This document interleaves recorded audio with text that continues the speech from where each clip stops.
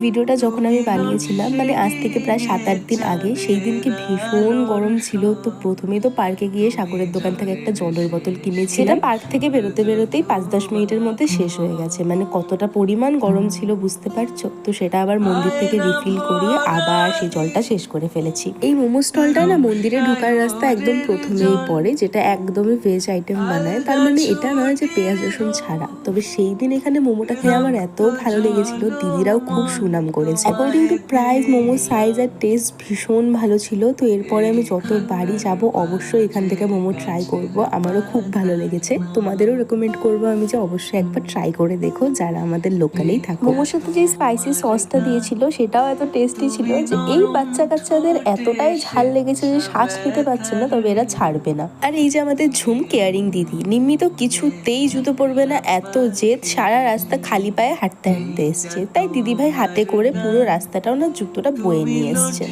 আমি যেমন মনে করি একজন ভাই বা দাদা থাকা ভীষণ ভাগ্যের ব্যাপার, ঠিক তেমনি একজন বোন বা দিদি থাকা তো আরো বড় ভাগ্যের ব্যাপার। আর সেটা যদি হয় এমন কেয়ার। 9টা-9:30 নাগাদ বাড়িতে আসি, তারপরেই শুরু হয়েছিল এই যে আমাদের প্রতিবারের সেম সিন, মেজদির বিয়ের ক্যাসেট। আমাদের কাছে ভীষণ ইমোশনাল ফেভারিট একটা পার্ট, যেটা নিয়ে এখন মানুষ ঠাট্টা করে যেসব এডিটস নিয়ে, সেগুলো তখনকার দিনে খুব ফেমাস ছিল অ্যান্ড খুবই নস্টালজিক ব্যাপার এগুলো। আমি যদি মনে করতে চাই কার বিয়েতে আমি সবচেয়ে বেশি মজা করেছি, তাহলে লাস্ট মনে পড়বে আমার মেজদির বিয়ের কথা। কারণ আমার জন্মের পর ওর বিয়ে আমাদের বাড়ি প্রথম বিয়ে, যেখানে আমি এত বেশি মজা করেছি। এই যে আমি জুম করে দেখাচ্ছি 3জন বৃদ্ধ মানুষ, ডান দিকের জনকে চিনতে পারছি না, মাঝের জন হচ্ছে আমার ঠাকুরদা, আর তারপর যে আছে তিনি হচ্ছে আমার চকলেট দাদু। যেহেতু আমার জেনারেশনের, আমাদের বংশের সবচেয়ে ছোট সদস্য হচ্ছে আমি, সেজন্য আমার দাদু ঠাম্মার ভালোবাসা আমি সেইভাবে পাইনি। তবে চকলেট দাদুর কথা আমার স্পষ্ট মনে আছে।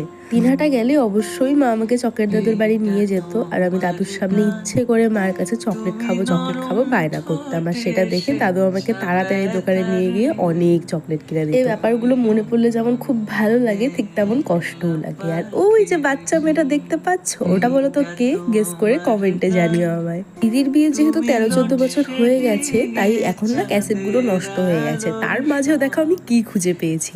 এই যে মেয়েটাকে দেখতে পাচ্ছ, এটা হচ্ছে আমাদের সুইটি রানী। কি আদৌ কি চেনা চেনা লাগছে? না, আমি তো মোটেও চিনতে পারিনি। আর তার পাশের জন হচ্ছে আমাদের সোনালী দিদি, যে জন্য লজ্জাতে মুখই ঢেকে ফেলেছে। এতদিনের ভিডিওগুলো দেখে অনেককেই চিনতে পেতাম না, তবে সুইটির বিয়ে থেকে ঘুরে আসার পর প্রায় অনেককেই আমি চিনে গেছি। পেন ড্রাইভে থেকে থেকেও ভিডিওগুলো নষ্ট হয়ে গেছে, আর আমাদের যেহেতু এতটা ধৈর্য নেই, তাই ভিডিওটা ছেড়েই দিলাম। তারপর আমরা বসে গেছিলাম বিয়ের অ্যালবাম নিয়ে। অ্যালবামের কাহিনী না হয় অন্য কোনো দিন শোনা যাবে। আজকের ভিডিওটা এখানেই শেষ করি, দেখা হচ্ছে নেক্সট ব্লগে। টাটা।